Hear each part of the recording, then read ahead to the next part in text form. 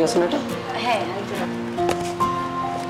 ঠিক আছে, আমরা যে 3টা খুঁজতেছিলাম সেগুলো তো পেয়ে গেছি। ওকে, তোমার এগুলো নিয়ে চলে যেতে পারো। কত হয়েছে? 800 টাকা হয়েছে ভাইজান। আচ্ছা ঠিক আছে। আচ্ছা ভাইজান, এই ম্যাডামে কি বিসিএস পরীক্ষার প্রিপারেশন নিতেছে? মানে এইগুলা তো বিসিএস পরীক্ষার প্রিপারেশনের বই। হ্যাঁ, কিন্তু তুই জানলি কিভাবে?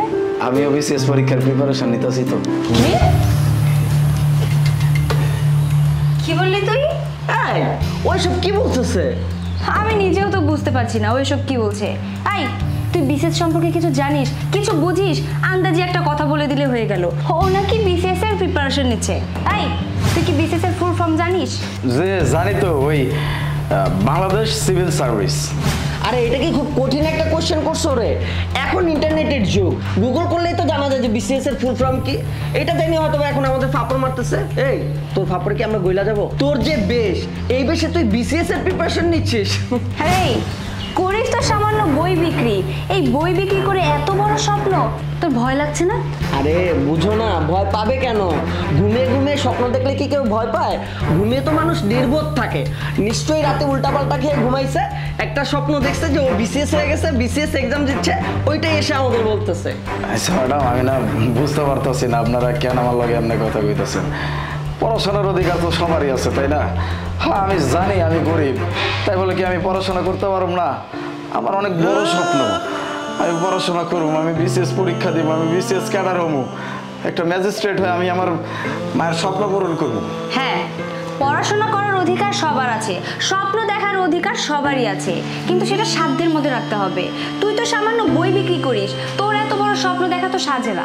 আর তাছাড়া তোরা যদি পড়াশোনা করিসও, ওই বড় জোর টেনে টুনে 10 পর্যন্ত পড়বি বা এসএসসি দিবি, আর তারপর কি করবি? শেষমেশ গিয়ে ওই গার্মেন্টসে চাকরি করতে হবে। আরে বুঝো না, প্রফেশনটাই তো বই বিক্রেতা, তাও পুরনো বই বিক্রেতা। এই রাস্তায় ঘুরে বই বিক্রি করতে করতে নিজের স্বপ্নটাও পড়াশোনার দিকে কনভার্ট হয়ে গেছে, বুঝো না? আপনারা কিন্তু এখন আমার অপমান করতেছেন। ওরে বাপ রে বাপ, সামান্য একজন বই বিক্রেতা, তার নাকি আবার মান অপমান আছে? এই, তোর মান অপমান বোধ আছে? আর হ্যাঁ, তুই যে এত বড় একটা স্বপ্ন দেখেছিস বিসিএস ক্যাডার হবি, তুই জানিস বিসিএস ক্যাডার হতে গেলে কত টাকার প্রয়োজন হয়, আর কোচিং করতে হয়, কত খরচের বিষয় আছে, যেটা আমরা এত বড় ফ্যামিলির মানুষরাই পারি না। আর সামান্য তুই একজন বই বিক্রেতা হয়ে এত বড় স্বপ্ন দেখিস বিসিএস ক্যাডার হবি? জি আমি জানি, মানে কোচিং করতে হয়, টাকা পয়সা লাগে। হয়তো গরিব মানুষ, এত টাকা পয়সা নাই, কোচিং করার সাধ্য আমার নাই। তবে আমি কিন্তু পয়সা নাই, ওই বিভিন্ন মানুষের কাছ থেকে, বিভিন্ন বই থেকে এই তথ্যগুলা কালেক্ট করে আমি নিজে নিজে নোট বানাইতেছি। আল্লাহর রহমতে নোটটা যদি আমি ঠিক মতো বানাইতে পারি, আমি এই নোট পড়া পরীক্ষা দিতে পারবো। ও আচ্ছা, তাই নাকি? বাই দ্য ওয়ে, তোর পকেটটা কি? এটা আমার মনে ওই যে কইলাম না, আমি নিজে নিজে নোট বানাইতেছি, এটা আমার নিজের বানানো নোট। আপনি দেখবেন? এলাম। দেখি দেখি, ধরো ধরো। ও আচ্ছা, নোট তাই না? নোট একদম ঠিক আছে। এবার বিসিএস ক্যাডার হ। আমার মনে এটা আপনি কি করলেন? আমি কত কষ্ট করে এই নোটটা বানাইছিলাম, আমার কাছে আর কোনো কপি নাই। ভাবছিলাম আজকে বইটই বিক্রি হইলে আমি এটার কয়েকটা কপি করে রাখবো। এমন আমি আমার নোটটা কেমনে বানাবো? কেন করলেন এটা? আমার কেন এত বড় ক্ষতি করলেন? তোরা আর কোনো কপি লাগবে না। তোরে ভাই আমি একটা সলিড আইডিয়া দিই, রিক্সা নিয়ে নাম, এর থেকে ভালো ইনকাম করতে পারবি। রিক্সা চালকরাও টাকা ইনকাম করে, তুইও করতে পারবি, সংসারটা সুখে শান্তিতে চালাইতে পারবি। এই বিসিএস হওয়ার স্বপ্ন তুই মাথা থেকে ঝাইরা ফেলা, কারণ তোর মতো গরিবদের স্বপ্ন দেখাটাই পাপ। আর হ্যাঁ, তোর যে 800 টাকা তোর পেমেন্ট, ওটা আমি অনলাইন পে করে দিচ্ছি। যা এখন এখান থেকে যা, তোর চেহারাটা আমার দেখতে ইচ্ছে করতেছে না। আর বইগুলো যাওয়ার সময় নিয়ে যাস।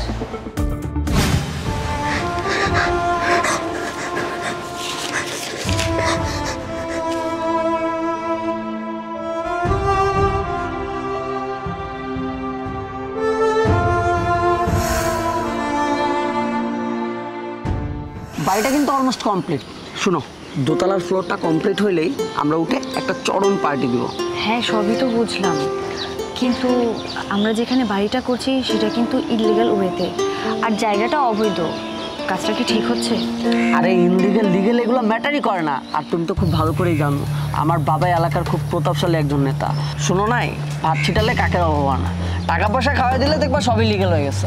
হ্যাঁ সবই তো বুঝলাম, কিন্তু আমি যতটুকু শুনেছি আমাদের এই এরিয়াতে নাকি নতুন ম্যাজিস্ট্রেট ঢুকেছে, সে নাকি খুবই স্ট্রেট। আর সে যদি জানে আমরা অবৈধ জায়গাতে বাড়ি করছি, তাহলে বিষয়টা কোথায় গিয়ে দাঁড়াবে বুঝতে পেরেছো? আর নতুন ম্যাজিস্ট্রেটের কথা বলতেছো? আরে ও তো মানুষ, রোবট তো না। Money is the second god, টাকার কাছে সবাই বিক্রি। এক্স্যাক্টলি, একদম ঠিক কথা বলছেন। মানুষ তো টাকার কাছে বিক্রি হবে না এমন মানুষ এখনো দুনিয়াতে আছে? Anything wrong here? এখানে কেন, কোন ঝামেলা হয়েছে? ঝামেলা তো অবশ্যই আছে। যেখানে ঝামেলা আছে সেখানেই পুলিশ। পুলিশ তো কোনো ঝামেলা ছাড়া কোথাও যায় না।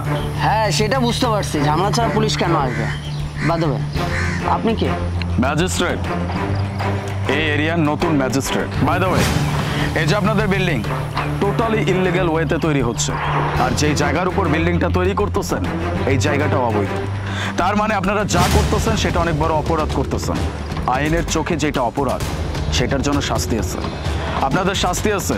আপনি আমার সাথে একটু সাইডে আসুন, আমি আপনার সাথে সব কিছু কোঅপারেট করে নিচ্ছি। হ্যাঁ সাইডে তো যাবই, তবে সেটা থানায়। থানায়? আর আমি? স্যার হয়তো বা আমার বাবার সম্পর্কে আইডিয়া নেই। আমার বাবাকে জানেন? আপনার বাবার পরিচয়? আপনার বাবার পরিচয় জেনে আমার কোনো লাভ নাই, তবে আমার পরিচয় জেনে আপনাদের লাভ আছে। আমি তো বললাম ম্যাজিস্ট্রেট। আর সব থেকে বড় কথা, আপনারা মেবি আমাকে এখনো চিনতে পারেন নাই। আই মিন আমি যে কে সেটা আপনারা বুঝতে পারেন নাই। একটু মনে করার চেষ্টা করুন, হয়তো আমাকে চিনতে পারবেন। আরে হ্যাঁ, ওনাকে তো চেনা চেনা লাগছে। আমার মনে পড়েছে আরিয়ান, এ তো সেই বই বিক্রেতা যাকে আমরা আমাদের বাসায় কত কিছু বলে অপমান করলাম। ও নাকি বিসিএস ক্যাডার হবে, এই সেই, এটা নিয়ে ওকে আমরা কত অপমান করে কথা বললাম, আর আজকে সে এখানে। আমি তো বিশ্বাসই করতে পারছি না। Wow, great. মানে আপনি বিসিএস ক্যাডার হইতে পারেন না ঠিক আছে, তবে আপনার আইকিউটা অনেক চোস, আমার অনেক ভালো লাগছে। হ্যাঁ আমি সেই বই বিক্রেতা যাকে এত অপমান করে যার একটা নোট আপনারা ছিঁড়ে ফেলা দিচ্ছিলেন, তারপরেও কিন্তু আমাকে কেউ আটকাইতে পারে নাই। আমার ভেতরে ইচ্ছা ছিল, আমার ভেতরে দম ছিল, উপরে আল্লাহ ছিল, তার উপর আমি ভরসা রাখছিলাম। আর আজকে আমি বিসিএস ক্যাডার হয়ে আপনাদের সামনে ম্যাজিস্ট্রেট হয়ে দাঁড়ায় আছি। এত কথা বলার সময় আপনাদের সাথে আমার নাই। আপনারা যে কাজটা করছেন সেটা অনেক বড় অপরাধ করছেন, আইনের চোখে অপরাধ করছেন, অতএব আপনাদের শাস্তি তো পেতেই হবে। এত কথা আপনাদের সাথে বলে আমি আমার সময়টা নষ্ট করতে চাচ্ছি না, কারণ আপনাদের সময়ের দাম না থাকতে পারে, কিন্তু আমার প্রত্যেকটা সেকেন্ডের দাম আছে। আপনাদের মতো তো আমি বাপের টাকায় বসে বসে খাই না, বাপের ক্ষমতার প্রভাবও আমি দেখাই না। অনেক কথা হয়েছে, বাকি কথা না হয় থানায় হবে। ইন্সপেক্টর, আপনি কিন্তু আমার বাবার সম্পর্কে জানেন না, আমি বলে রাখছি। আপনাকে কি ইনভাইট করতে হবে?